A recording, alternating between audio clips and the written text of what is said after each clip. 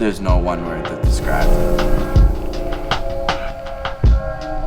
There's nothing that's going to replace it. It's an addiction for sure. Getting up to 170 miles an hour. It goes 0 to 60, 2.5 seconds.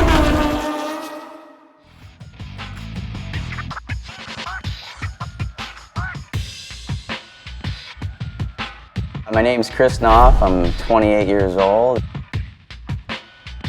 My name is David Hanig. I'm 36 years old.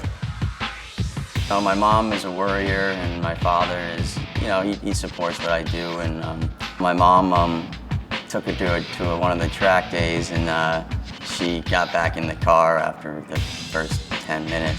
My mother, obviously she's a little concerned at times, but as long as I come home safe and enjoy my life, so that's all she's really concerned about.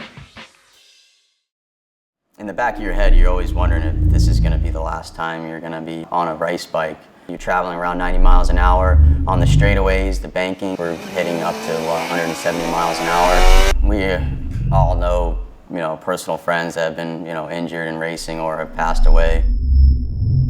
I think that if you die doing what you love, it's not a sad way to go.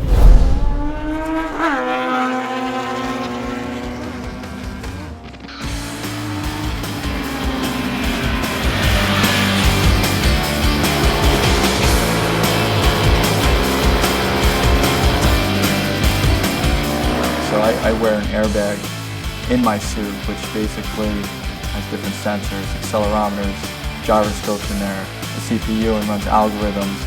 And if it looks like there's a high probability that you're going to crash, the suit inflates. You guys falling off their motorcycle at 60 miles an hour and get up and want to race in about an hour.